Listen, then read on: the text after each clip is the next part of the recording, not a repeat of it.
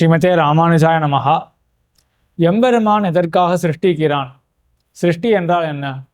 நாம் பிரளய தசையில் இறகுடிந்த பட்சி போல ஒரு போகமும் இல்லாமல் ஒரு சரீரமும் இல்லாமல் இருப்போம். அந்த தசையில் எம்பெருமான் நமக்கு ஒரு சரீரத்தை கொடுக்குறான். அதுதான் சிருஷ்டி என்று. எதற்காக சிருஷ்டிக்கிறான் என்றால், நமக்கு மோட்சத்தில் இச்சை பிறக்குமா என்ற எதிர்பார்ப்புடன் தான் எம்பெருமான் சிருஷ்டிக்கிறான். விசித்ரா தேக சம்பத்தி ஈஸ்வராய நிவேதித்தும் பூர்வமேவ கிருதா பிரம்மன் அஸ்தபாதாதி சயுதா என்று விசித்திரமான இந்த சரீரத்தை கொடுக்கிறானே, எதற்காக? இந்த சரீரத்தை மறுபடியும் அவனுக்காக சமர்ப்பிப்போமா அப்படின்ற அந்த எதிர்பார்ப்புடன் தான் எம்பெருமான் சரீரத்தையே கொடுக்கிறான். ஆக மோட்சத்தில் இச்சை பெற வேணும், அதற்காக தான் எம்பெருமான் சிருஷ்டிக்கிறான். ஆழ்வாரும் தெரிவிக்கிறார், பொருளென்றி உலகம் படைத்தவன் புகழ்மேல் அப்படின்னு. எப்படியாவது பொருள் படைக்க முடியுமா, ஒரு பிரயோஜனம் ஏற்படுமா, இந்த ஜீவாத்மா என்னை கிட்டுவானா அப்படின்றதுக்காகத்தான் பொருள் என்று இவ்வுலகம் படைத்தவன். உலகத்தை படைப்பது எதற்காக அப்படின்னா, இந்த பிரயோஜனத்துக்காக தான். ஜீவாத்மா என்னை கிட்டுவானா அப்படின்னு. இது சிருஷ்டிக்கு பிரயோஜனம். அடுத்தது அவதாரத்துக்கு என்ன பிரயோஜனம் என்றால், மோட்ச பிரதானம், மோட்சத்தை கொடுப்பது தான் அவதாரத்துக்கே பிரயோஜனம்.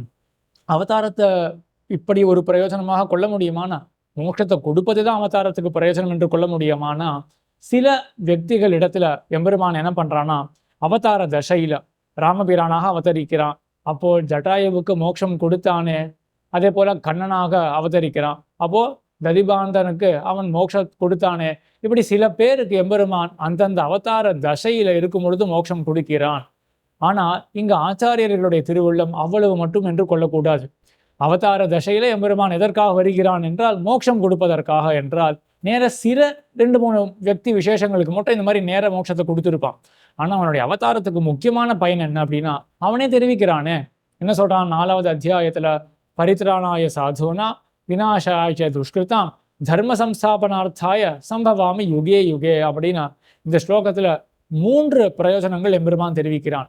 ஒவ்வொரு சமயத்துல எம்பெருமான் அவதரிக்கிறான். அதற்கு என்ன 3 பிரயோஜனங்கள் என்றால், சாதுக்களினுடைய பரித்ராணம், ரக்ஷணம், அதற்கு பிறகு தர்ம சம்ஸ்தாபனம், அதற்கு பிறகு துஷ்கிருத் விநாசனம், விரோதிகளுடைய அழிவு.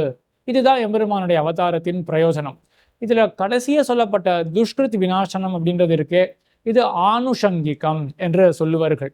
ஆனுஷங்கிகம் அப்படின்னா அனுநிஷ்பன்னம். ஒன்று செய்ய போக இது பை ப்ராடக்டாக தன்னிடையே ஒன்று ஏற்பட்டதை ஒழிய இதற்காக அந்த செயல் என்று கிடையாது. ஆக எம்பெருமான் ஸ்ரீவைகுண்டத்திலிருந்து இறங்கி வரான் அவதார தசையில.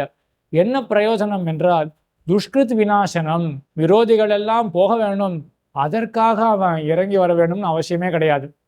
சங்கல்பத்தினாலேயே அவன் பண்ணிடுவான் இல்லையா? ஆக அதற்காக அவதாரம் கிடையாது.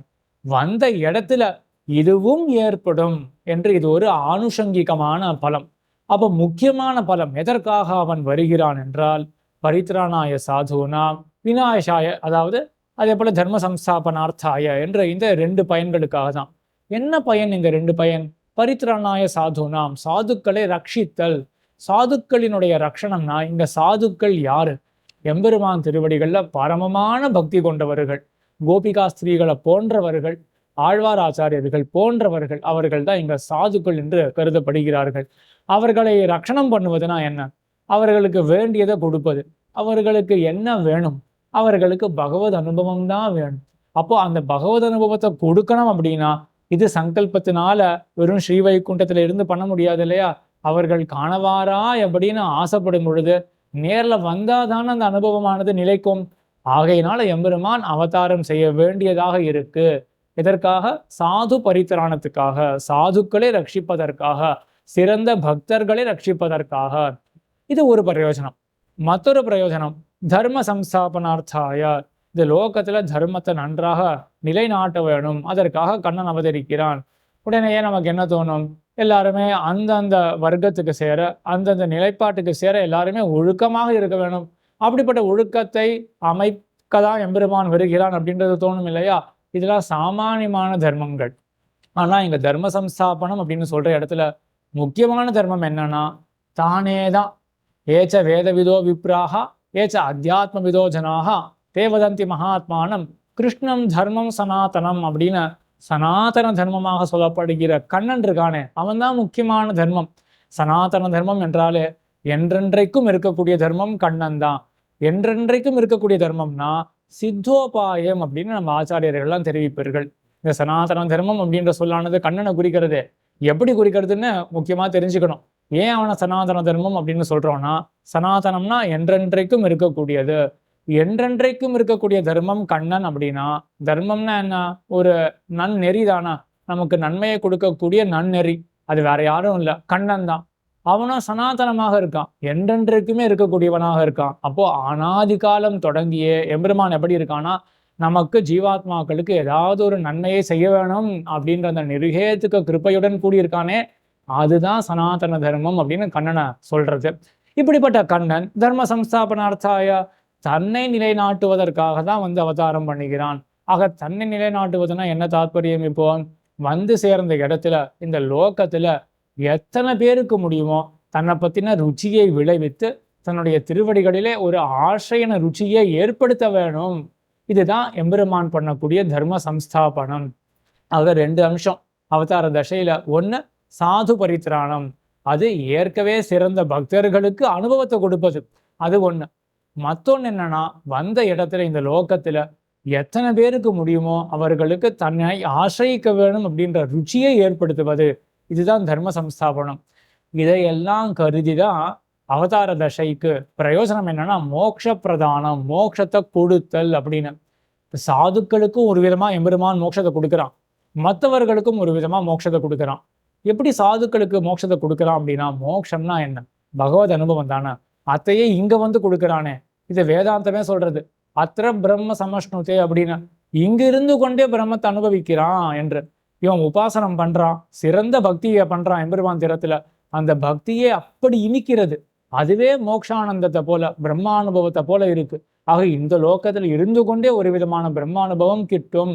அதை எம்பெருமான் இங்க நேர்லயே வந்து காமிக்கிறான். அவதார தசையில மோட்சத்தை கொடுப்பது போல என்ன பண்றான்? தன்னுடைய அனுபவத்தை முற்றிலும் கொடுக்கிறானே பக்தர்களுக்கு.